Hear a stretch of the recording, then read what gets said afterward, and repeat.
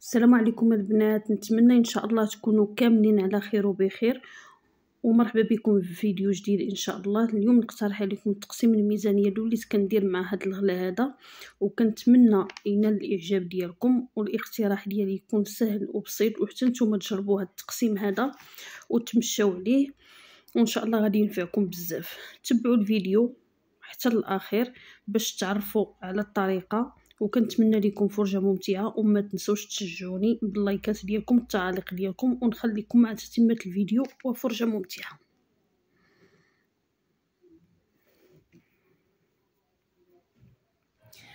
والتقسيم اللي طلبوا مني البنات اللي وليت كندير هو هذا البنات. كندير 1500 درهم، 1500 درهم، كندير 700 درهم ديال الهري، وكندير 300 درهم للسوق، 400 درهم اللحم، الدجاج، الحوت الى اخره، وكندير 100 درهم البوطه الحانوت.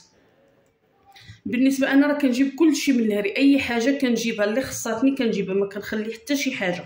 فهاد 100 درهم كنخليها غير البوطه، ولا خصني شي ضروري حتى الحليب ما كنجيبوش بزاف، قليل فين كنجيب حليب، ما كيبغيوش الدراري، مابقاوش كيبغيوه. وبالنسبه للبوطه ديال الدوش والفران راه كيديو لي واحد المده طويله، حتى 3 شهور ولا كاع اكثر من 3 شهور. فالحاجه اللي كنحتاج هي البوطه ديال، كتعرفوا البوطه ديال الطياب هي اللي كنستهلكوا بزاف، فكتبقى لي ديك 24 يوم 23 يوم كنبدلها. المهم هادشي اللي كاين البنات، وهذا هو التقسيم البنات ديالي، راه كافيني، يعني كافيني. كنحاول معاه راه كيكفاني، كنجيب اي حاجه خصاتني، كنجيب اللحم، كنجيب الدجاج، كنجيب الحوت، كنجيب البيض، كنجيب اي حاجه خاصاني من الهري. بالنسبه للسوق تنجيب اي الحاجات اللي زعما غادي يخصوني، اللي غادي نستهلكهم هكا في الاسبوع كنجيبهم، يعني كافياني، كتجيني هي هذيك. بالنسبه للهري هذيك 700 درهم كيما وريتكم في التقضيه ديال الهري، هذيك 100 درهم راه كانت عندي باش جبت انا الموتزاريلا، داكشي باش قلت لكم انايا 800 درهم، اما انا راه دايره غير 700 درهم. هذا الهري، فخفت الفرماج يمشي يغلى، قلت راه نجيب جوج ديال الموتزاريلا، وحده غادي نستهلك هذا، وحده نخليها هكا في كرطونس رمضان، لان كانوا بزاف ديال الحوايج خاصيني كان عليا نجيبهم. اما راه كان هكا في هاد 700 درهم راه كنجيب منها شحال من حاجه، غير هاد الشهر هذا يعني راه جبت بزاف ديال الحوايج، داكشي علاش ما كفاتنيش. وبالنسبه لبعض البنات اللي ما فهموش البارح الطريقه كيفاش ديال كرطونس رمضان، فانا ان شاء الله ابتداء من الشهر الجاي انا غادي نعطيكم مثال بيا وانتم طبقوا. هذيك 700 درهم ما غاديش نبقى نتقدى انا ب 700 درهم، غادي نبقى نتقدى ب 500 درهم، غير هاد المده هذه اللي مازال رمضان باش ندير بها الطريقه، باش ندير بها كرطونس رمضان. وكنتمناو من هنا لقدام ان شاء الله يعني ما يبقاش هاد الغلا هذه، والمواد الغذائيه يعني ترجع للثمن ديالها كيف كانت من قبل. غادي ندير 500 درهم غادي نخليها للهري، وهذيك 200 درهم غادي نخليها على جنب. غادي نجيب التقضيه ديالي الهري كامله اللي موالفه، كنجيب غادي نقيدها عندي في ورقه باش نمشي نجيبها. غادي نجيب مثلا الزيت كيف ما وريتكم، غنجيب 5 يطرو كل شهر، غادي نقص منها 2 يطرو. هذيك الزيت صافي ما ندويش عليها، دائما فين ما جبنا 5 يطرو غادي نقصوا منها 2 يطرو، فهمتوا؟ اتاي عندي اتاي نقصت وحده هاد الشهر هذا، حطيتها في كرطونس رمضان ياك، ولكن الشهر الجاي غادي نجيب اتاي غادي نستهلكو، لان ما غيبقاش عندي السكر. كنجيب كل شهر 2 باكيات. غادي نرجعوا للقهوه ياكو، هذيك القهوه غادي نجيبها، وغادي نكتب هذا الليسته ديال التقضيه ديالي اللي كنجيب عاديه، غير الحوايج اللي مازال عندي فعوق ما نجيبهم نستهلكهم غادي نحطهم في كرطونات رمضان. انا مازال لي ديك القهوه كما قلت لكم غادي نجيبها، ولكني ما غاديش نستهلكها، غادي نحطها في كرطونات رمضان. غادي نجيب ديك القهوه غادي نحطها في كرطونات رمضان. غادي مطيشه ديال الحك غادي نجيبها، ولكني ما غاديش نستهلكها، غادي نحطها في كرطونات رمضان.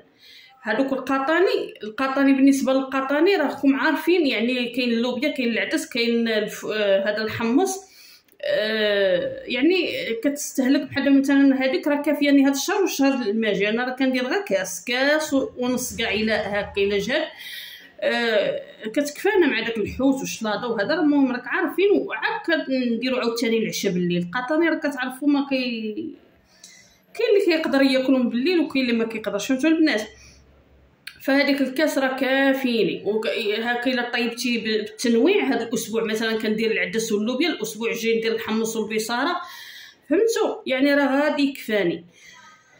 فغادي نجيب القطاني، ما غاديش نجيب حتى شي حاجه، ما غادي نجيب لا حمص لا عدس لا لوبيا، ياك هما 3 الحوايج ما غاديش نجيبهم. اش غادي ندير؟ غادي نجيب بلاصتهم 2 كيلو ديال الحمص وغادي نحطها في كرطونه رمضان، فهمتوا.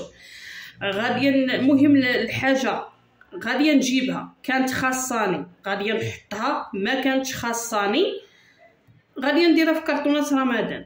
المهم جبت لي بات هي هذيك، ما جبتهمش غادي نجيب بلاصتهم الشعريه الصينيه ونحطها في كرطونه رمضان.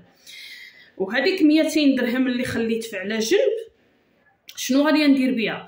جبت موتزاريلا هاد الشهر الماجي ان شاء الله ديك 200 درهم غادي نجيب بها كره ديال الفرماج احمر ونجيب بها الطون، فهمتوا. عاود الشهر اللي من وراه غادي نسجل التقضيه ديالي عاديه. غنشوف الزيت، دائما كنبداو بالزيت، خلي الطحين وداكشي. الطحين راه ما عنديش نقدروا نخبعوه. بالنسبه للزيت غادي نجيب 5 يطرو، غادي نقص 2 يطرو ديما، غادي نحطها في كرطونه رمضان. غادي نشوف اتاي غادي نجيبو، راني جبتو، غادي نجيبو غادي نستهلكو صافي، ما غاديش يصلح لي نحطو. كان مازال عندي يديك ما كانش عندي غادي نحطو. غادي نجي لمطيشه الحك، راني جبتها انا وحطيتها في كرطونه رمضان، يعني الشهر اللي من وراه شنو راه غادي تخصني، غادي نحطها عندي وغادي نستهلكها. عاوتاني هكاك غنبقاو غاديين هكاك. مثلا القهوه غادي تكون مازال عندي، كما قلت لكم انا ما كنستهلكهاش بزاف، وغادي نكون حاطاها في كرطونه رمضان وحده راها كافياني. اذا اشنو غادي ندير بهاد الفلوس القهوه؟ غادي نجيب بهم حاجه اخرى، اما غادي نجيب مثلا منهم الشعريه الصينيه، اما غادي نجيب منهم مثلا 2 باكيات ديال السكر ونحطهم، فهمتوا البنات. اولا نشري بها السنيده ونحطها. المهم هادشي اللي كاين.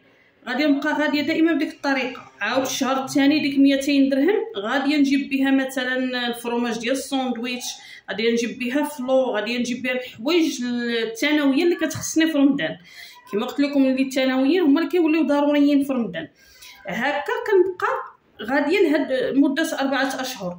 غادي نبقى الحاجه اللي خاصاني في الشهر راه كنخليها، واللي ما خاصانيش كنحطها في كرطونه رمضان.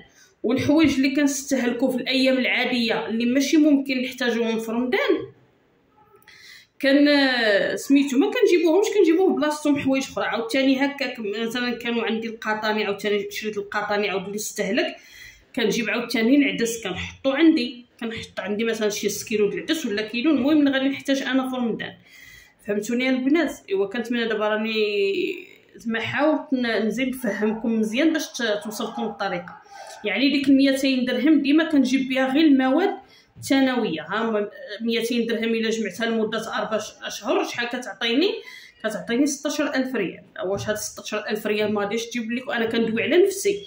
وكاين عاوتاني اللي عنده اقل من العائله ديالي هكا، مثلا تقدر اللي كانت كتصرف 500 درهم، الا كانت هي دايره 500 درهم الهري من الاول كتحيد داك 100 درهم. ديك 100 درهم هي باش كتبدا كدير داك الستوك ديالها، ومن منطقه ديال الهري كتخرج عاوتاني كرطونه رمضان، فهمتوا. هاد 16000 ريال غنشري منها الفرماج الحمار ونشري منها اللوز ونشري منها بزاف ديال الحوايج. حاولوا تاخذوا الحوايج اللي تقدر تغلى، بحال دابا مثلا اللوز ناخذ الكاوكاو، كما قلت لكم انا الزميطه ما غاديش نديرها، اللي باش نصاوب المعسلات ناخذ النافع، ناخذ الفرماج، ناخذ الطون. المهم نحاول نسبق بداكشي اللي الله اعلم لا يمشي يغلى. حنا كنتمناو نهبطوا الثمن، ولكن بنادم يدير الاحتياط. ايوا هادشي اللي كاين البنات. كنتمنى هاد المره هذه تكونوا فهمتوا. وبالنسبه للبنات اللي طلبوا التقسيم، راه هذا هو التقسيم ديالي اللي وليت دايره.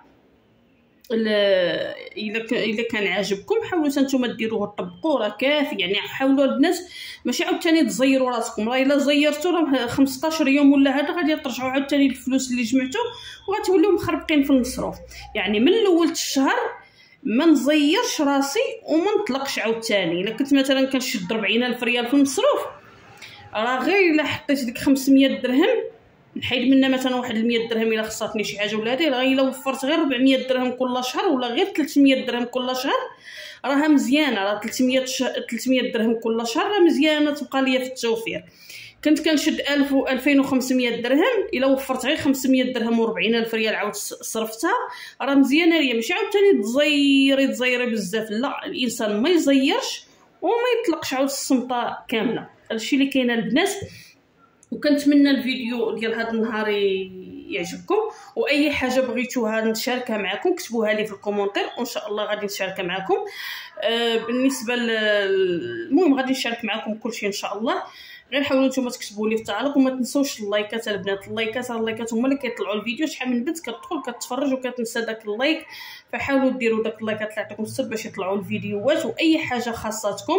وبالنسبه للبنات اللي طلبوا لي جداول الاكل، انا غادي نشارك معكم جدول الاكل ان شاء الله، غادي نشاركو معكم. المهم البنات ما تنسونيش نتوما من اللايكات، وكنتمنى هذا الفيديو هذا ينال الاعجاب ديالكم، والسلام عليكم.